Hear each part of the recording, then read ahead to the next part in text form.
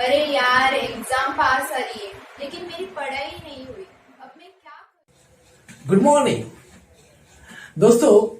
Exam पास आ रही है, मैं क्या करूं? अब मुझे टेंशन आया है, लेकिन दोस्तों ये टेंशन लेने की, स्ट्रेस लेने की जरूरत नहीं। आज मैं आपको 5 टिप्स देने वाला हूं, वो भी पूरी तरह से साइंटिफिकली टेक्निक, साइंटिफिकली टिप्स देने वाला हूं दोस्तों। उस टिप की सहायता से आप अपने पूरे पढ़ाई को अच्छी तरह से कर सकते हैं। आपके अंदर का जो डर है, उस डर को आप निकाल सकते हैं। तो दोस्तों इस वीडियो को जरूर अंत तक देखिए, ताकि आप उस टिप की सहायता से आपके अंदर कॉन्फिडेंस बढ़ाए। और दोस्तों आप मेरे चैनल पे नए हो तो मेरे चैनल को जरूर सब्सक्राइब करना एंड बेल आइकॉन की घंटी को जरूर प्रेस कीजिए, ताकि नए नए वीडियो को आप एंजॉय कर सके। तो दोस्तों क्वेश्चंस आए हैं। नंबर 1 क्वेरीज है। क्वेश्चन है, सर मैं डर रहा हूं, अब मैं क्या करूं? एक क्वेश्चन है। 20-25 दिन बचे हैं, अब मैं क्या करूं? नंबर 2 है, सर मेरा कंसंट्रेशन नहीं हो रहा है, सर मेरा कंसंट्रेशन नहीं हो रहा है, अब मैं क्या करूं? नंबर 3 तीसरा है, कॉन्फिडेंस सर मेरा जैसे सिर्फ एग्जाम पास आने लगती है या पास आ रही है, वैसे वैसे मेरा कॉन्फिडेंस कम होते जा रहा है। ओके। नंबर 4, पढ़ाई से मन ही निकल गया या कम होते जा रहा है। एंड नंबर 5, कब कौन से टाइम पे, किस टाइम पे मैं पढ़ाई करूं?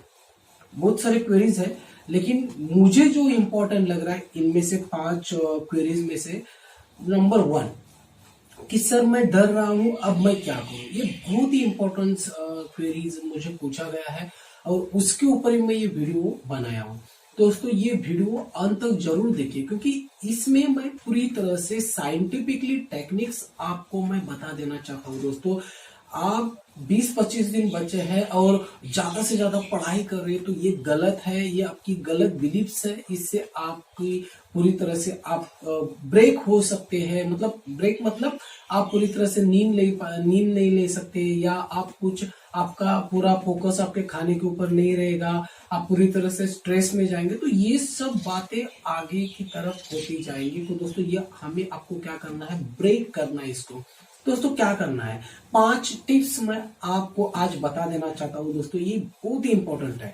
तो उसमें से नंबर 1 टिप्स है, ये है बिलीव्स। दोस्तों जितने भी सारे लोग अपने जीवन में सक्सेसफुल बने हैं, सफल बने हैं, तो उनके अंदर खुद के ऊपर उनका बिलीव्स था, विश्वास था।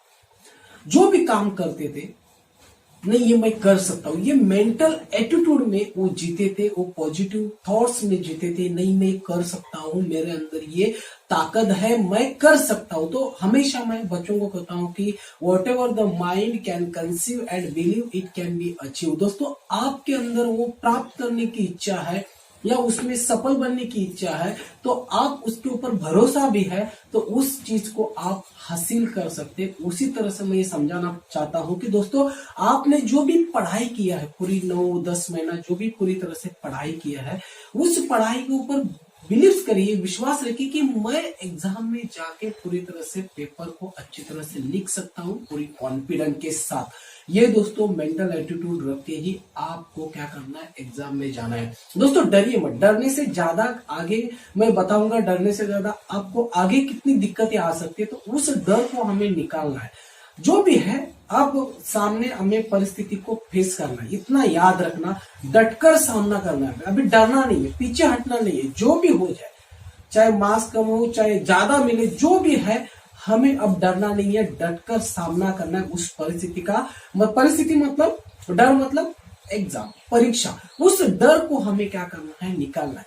किसी चीज को हम डरते हैं, क्यों डरते हैं? जब तक उस चीज के एक्सपीरियंस नहीं होता, अनुभव नहीं होता, तब तक हम लोग डरते जाते हैं। लेकिन जब तक हम उस चीज का अनुभव करते हैं, अच्छी तरह से पेपर अच्छा गया, तो उस धीरे धीरे उस चीज का, उस सब्जेक्ट का, उस सिलेबस का डर धीरे धीरे निकलते जाएगा। तो दोस्तों ये याद रखना, खुद के ऊपर बिलीव्स रखना, खुद के ऊपर विश्वास रखना, और खुद को कहना, हर रोज कहना कि I can handle it.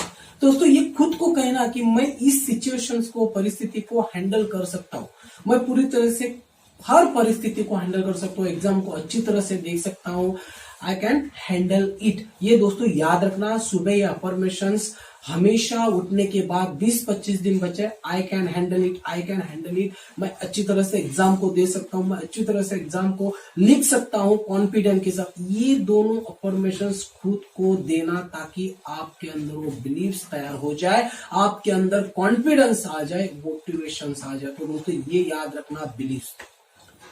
Number 2 जो है बहुत इंपॉर्टेंट है, वो है स्ट्रेस। जैसे जैसे परीक्षा पास आने लगती है ना, तो बच्चों में स्ट्रेस ज्यादा आने लगता है कि यार अब मैं पढ़ाई तो पूरी हो सकती है, अब पढ़ाई पूरी होती है, लेकिन कहीं ना कहीं उनके अंदर थोड़ा सा स्ट्रेस रहता है, यार चलो यार मैं लिख पाऊंगा कि नहीं, यार ये मेरा क्वेश्चन लेंदी है, बड़ा है, तो ये इस पेपर में आया तो मैं इसको पूरा कर पाऊंगा कि नहीं। ये छोटे छोटे जो क्वेरीज है उनके अंदर स्ट्रेस के रूप में आने लगते हैं, और फिर उनके अंदर स्ट्रेस जैसे ऐसा आने लगता है जब वो जो भी पढ़ाई किया है वो पूरी तरह से जो भी रिकॉलिंग करना चाहते हैं वो रिकॉलिंग नहीं हो पाता। तो दोस्तों यही मेन इंपॉर्टेंट है। और दोस्तों मैं ये भी कहूंगा, स्ट्रेस से आगे आपको क्या दिक्कत आने वाली ये भी मैं कहूंगा। तो इस स्ट्रेस से आप दूर जितना रहेंगे उतना अच्छा। तो स्ट्रेस को कैसे निकालेंगे मैं नेक्स्ट स्टेप में बताऊंगा। तो स्ट्रेस हमें क्या करना है, जैसे कि मान लेते कि कई कई बच्चों को ज्यादा प्रॉब्लम्स होते हैं, हमारे क्लिनिक में आते हैं या वर्कशॉप में, हमें भी जब ये डिस्कशन होता है कि सर जब भी हम पूरी तरह से पढ़ाई तो करते हैं, लेकिन जब हम एग्जाम हॉल में जाते हैं वहां पे पेपर हाथ में आता है, लिखने जाते हैं, कहीं कहीं बीच बीच में हम लोग ब्लैंक हो जाते हैं। ये रीजन है स्ट्रेस का, डर का। तो दोस्तों जितना आप माइंड को, ब्रेन को रिलैक्स रखेंगे, पीस रखेंगे, उतना आपको क्या करेगा, हेल्प करेगा पूरी तरह से रिकॉल करने के लिए। तो दोस्तों याद रखना, स्ट्रेस को हमें लेना जरूरी नहीं है, स्ट्रेस को जितना दूर रहेंगे उतना अच्छा है। तो स्ट्रेस को कैसे हम लोग निकाल सकते हैं, तो मैं आगे की थर्ड स्टेप, पहला मैंने जो बताया है वो बिलीफ सिस्टम, खुद के ऊपर बिलीफ रखना। सेकेंड जो है स्ट्रेस, मैंने आपको बस याद करके दिया कि स्ट्रेस लेना नहीं, क्योंकि काफी ऐसा रिसर्च हुआ है, जैसे जैसे एग्जाम पास आने लगते हैं वैसे वैसे 70 या 75% बच्चे काफी स्ट्रेस में होते हैं। लेकिन जितना ज्यादा आप स्ट्रेस लेंगे उतना आपकी पढ़ाई अच्छी नहीं हो सकती है। अभी 4-5 दिन पहले मुझे एक बच्ची का कॉल आया था। उस बच्चे ने कहा कि सर परीक्षा तो पास रही है, लेकिन कहीं ना कहीं मुझे डर लग रहा है। तो मैंने उसको कंसल्ट किया, काउंसलिंग किया, तो उसमें उसको अच्छा रिजल्ट आने लगा। एनएलपी की क्विक कॉन्फिडेंस टेक्निक है, जो इतनी बढ़िया टेक्निक से हो, आप 5 या 10 मिनट्स में आपको उस कॉन्फिडेंस में आ सकते हैं, उस डर को निकाल सकते हैं। वो एनएलपी न्यूरो लिंग्विस्टिक प्रोग्राम की टेक्निक से, बढ़िया टेक्निक से। तो वो इस काउंसलिंग में उसको मैंने कंसल्ट किया, और उसके बाद उन्होंने जो भी टेक्निक्स मैंने दी है, काउंसलिंग किया है, उसके ऊपर उसने काम करने चालू किया और उसको अच्छी तरह से रिजल्ट आया। दोस्तों उसमें स्ट्रेस लेने की जरूरत नहीं है। एग्जाम है तो एग्जाम में जाइए बिंदास, आपके ऊपर भरोसा रखें और विदाउट स्ट्रेस पेपर को लिखिए जो भी है। या कोई आपको फांसी देने वाला नहीं, आपने पेपर लिखा नहीं, आपको कम मार्क्स मिलने वाले, तो आपको फांसी कोई देने वाला नहीं है। आप बिंदास क्लास में जाइए, पेपर लेके, और बिंदास कॉन्फिडेंस के साथ एग्जाम हॉल के बाहर आइए। तो दोस्तों ये इंपॉर्टेंट हो गया 2 नंबर्स। उसको स्ट्रेस को कैसे निकालना, तो मैं आगे के स्टेप्स बताऊंगा। नंबर 3 क्या है, मेडिटेशन। दोस्तों मेडिटेशन की एक वीडियो के डिस्क्रिप्शन बॉक्स में मैं लिंक दूंगा, उस मेडिटेशन को करते रहना। 2 मेडिटेशन, एक त्राटक मेडिटेशन स्टूडेंट्स के लिए है और एक बिगनर्स मेडिटेशन कैसे करना, 2 वीडियो में वीडियो की डिस्क्रिप्शन बॉक्स में मैं लिंक दूंगा, उस लिंक में जाइए, वहां पे देखिए। और दोस्तों आपको खुशी की ये बात है कि मेरे यूट्यूब चैनल पे जाइए, वहां पे एग्जाम सीरीज करके बच्चों के लिए मैंने उस वीडियो को बनाया, उस हर एक वीडियो को देखिए। उसमें ज्यादा आपको देखने का टाइम नहीं है, लेकिन उसमें से आप 3 वीडियोस को जरूर देखना, कैसे टाइम मैनेजमेंट को कम से कम ये करना है, मैनेज करना है, रिवीजन कैसे करना। नंबर 1 टेक्निक्स है ट्रैफिक सिग्नल, नंबर 2 है 80-20 फॉर्मूला, एंड 3rd है पोमोडोरो टेक्निक। 3 वीडियोस आप देखना, बाकी देखने की जरूरत नहीं है, कैसे कम टाइम में आपको पढ़ाई ज्यादा करना। तो दोस्तों ये है स्ट्रेस हो गया। अब मेडिटेशन, अब मेडिटेशन करना जरूरी है, उस वीडियो में जाइए, कैसे मैंने मेडिटेशन फिर भी मैं आपको बताऊंगा मेडिटेशन कैसे करना। मेडिटेशन करने के लिए जितना एक रिसर्च हो गया मेडिटेशन के ऊपर, 1000 स्टूडेंट्स के ऊपर रिसर्च किया गया, 1 मंथ से, एक महीने से उसके ऊपर हर एक स्टूडेंट्स के ऊपर मेडिटेशन, हर रोज 5 मिनट मेडिटेशन, हर रोज 10 मिनट मेडिटेशन। और उसके बाद उनकी रिकॉलिंग कैपेसिटी इतनी बढ़ गई, उतना कॉन्सेंट्रेशन इतना बढ़ गया, वो सारे बच्चे पूरी तरह से स्ट्रेस से बाहर आ गए, उनकी ज्यादा से ज्यादा कैपेसिटी बढ़ गई, उसको ग्रास्पिंग पावर बढ़ गई। दोस्तों ये इंपॉर्टेंट है, ये साइंटिफिकली प्रूव है, जितना आप मेडिटेशन करेंगे उतना ज्यादा आपका स्ट्रेस भाग जाएगा। क्या हो जाएगा? भाग जाएगा, दूर भाग जाएगा। तो दोस्तों आप सुबह उठिए, आप दोपहर में करना चाहते तो दोपहर में करिए, शाम को करना चाहते तो शाम को, आपके ऊपर है, कभी भी आप कर सकते हैं। उसको कुछ टाइम नहीं, कहाँ पे भी, जैसे मैं चेयर के ऊपर बैठा हूँ वहां से भी आप मेडिटेशन स्टार्ट कर सकते हैं। एग्जाम के पहले भी एक विदिन 30 सेकंड के लिए भी मेडिटेशन कर सकते हैं। तो मेडिटेशन का बहुत ही इंपॉर्टेंट है। आपको बस क्या करना है, आपको बस आपके श्वासों, आंखें बंद करना है और श्वासों के ऊपर बस आपको फोकस करना है, ना जबरदस्ती से उसको श्वास लेना है या आपको अंदर बाहर छोड़ना है। बस आपको देखते रहना है कहाँ से आपका श्वास अंदर जा रहा है या बाहर आ रहा है, बस देखते रहना। लेकिन यहाँ क्या हो जाएगा, आपका माइंड भागेगा पास्ट या फ्यूचर में, तो उसको फिर से वहां पे लेके आना, इस पोजीशन पे कहाँ पे फील हो रहा है ये देखते रहना। ये हो गया मेडिटेशन। और दोस्तों मेडिटेशन का मैंने रिसर्च बता दिया, और मेडिटेशन आप करके देखना।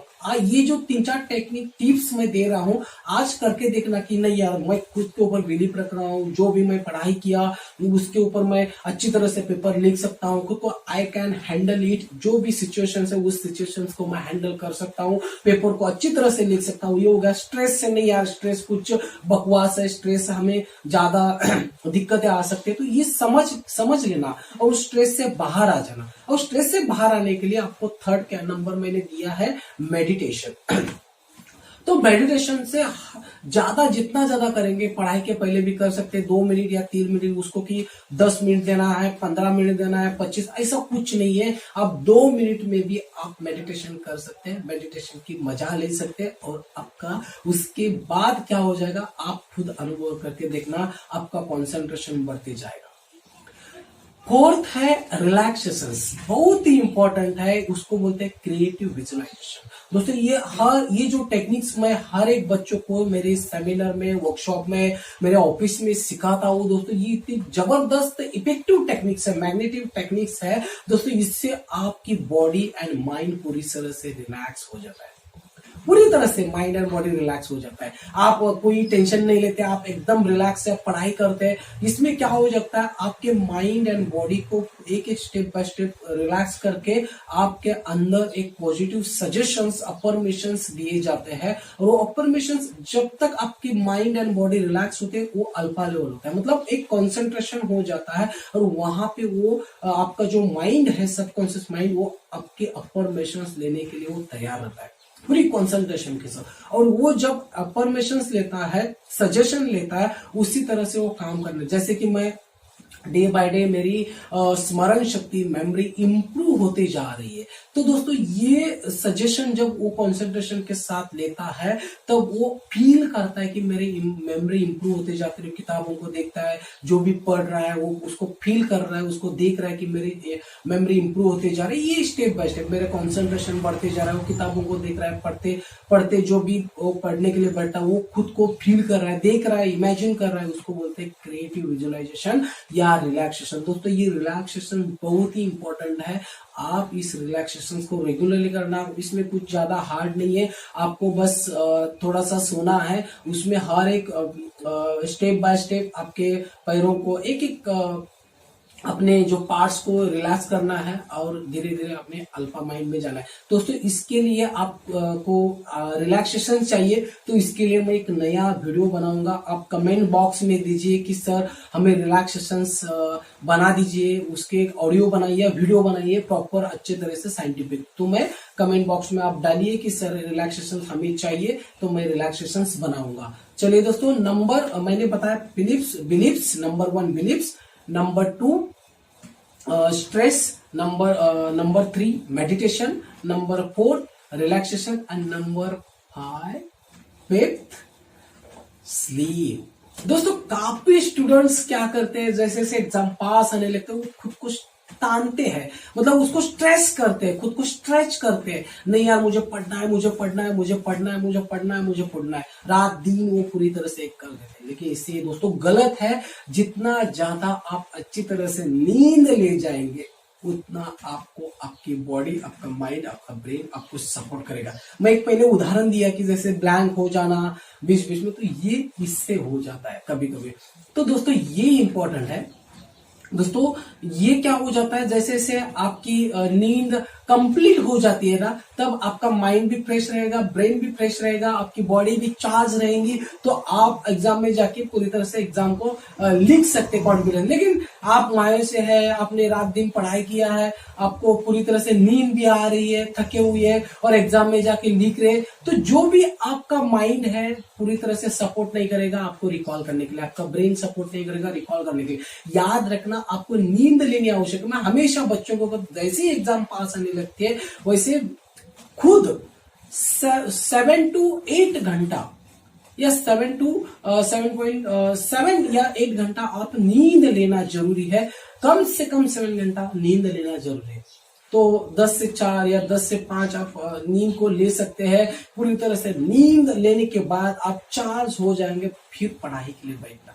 दोस्तों ये इंपॉर्टेंट है। दोस्तों 5 चीजें मैंने बता दिया। नंबर 1 बिलीव्स, खुद के ऊपर बिलीव्स रखना। नंबर 2 स्ट्रेस, विदाउट स्ट्रेस रहिए। स्ट्रेस से क्या हो जाता है, आगे दिक्कतें क्या हो जाती है, ये मैंने आपको बता दिया। स्ट्रेस कैसे कम करना, नंबर 3 मैंने बता दिया। मेडिटेशन कैसे करना, या वीडियो के जो डिस्क्रिप्शन बॉक्स में जाइए, लिंक में जाइए, वहां पे वीडियो देखिए, मैंने बता दिया। नंबर 4 रिलैक्सेशन बहुत इंपॉर्टेंट है। आपको रिलैक्सेशन करना भी मैंने आपको डिटेल्स में नहीं बता, लेकिन डीप में भी नहीं बता दिया, थोड़ा सा बता दिया। आपको डिटेल्स में चाहिए, इसके लिए वीडियो बनाना चाहिए सर, तो आप मुझे कमेंट बॉक्स में दीजिए कि सर मुझे ये वीडियो चाहिए, ऑडियो चाहिए। और नंबर 5 है बहुत ही इंपॉर्टेंट, स्लीप से क्या हो जाता है। मैंने पिछले वीडियो में बता दिया है कि स्लीप से एक यूनिवर्सिटी में रिसर्च हुआ, काफी स्टूडेंट एंजाइटी होती है, काफी स्टूडेंट स्ट्रेस में जाते हैं, काफी स्टूडेंट सुसाइड करने के विचार थॉट्स में आते हैं। तो ये रिसर्च होगा दोस्तों, हमें नींद लेनी बहुत ही आवश्यक है। तो दोस्तों आज से ये 5 टिप्स के ऊपर काम करिए। और महत्वपूर्ण एक ही इंपॉर्टेंट है, जो भी आपका मेंटल एटीट्यूड है वो पॉजिटिव रखने की कोशिश कीजिए, पॉजिटिव रखने की कोशिश। मैं एग्जाम को अच्छी तरह से दे सकता हूँ, आपकी फिजिकल बॉडी अच्छी तरह से पॉजिटिव हो गई तो आपका माइंड एंड ब्रेन भी पॉजिटिव हो जाएगा। आप पूरी तरह से खुद को कहे कि मैं आई कैन हैंडल इट, मैं इस सिचुएशंस को हैंडल कर सकता हूं, मैं परीक्षा को अच्छी तरह से लिख सकता हूं, दे सकता हूं। ये कॉन्फिडेंट मेंटल एटीट्यूड के साथ आप एग्जाम में जाइए और पेपर को लिखिए और हंसते हुए बाहर आइए। दोस्तों ये चलिए दोस्तों, मैं हमेशा आपके साथ रहूंगा। आपकी क्वेरीज कुछ भी है तो हमारे गुरुकुल टीम के साथ कांटेक्ट कीजिए, वो पूरी तरह से सॉल्व करने की हम लोग कोशिश करेंगे। लेकिन दोस्तों चलिए दोस्तों, हंसते रहिए, खेलते रहिए, मुस्कुराते रहिए और एग्जाम में जाइए, अच्छी तरह से पेपर लिखिए। All the best, all the best, all the best. Bye bye.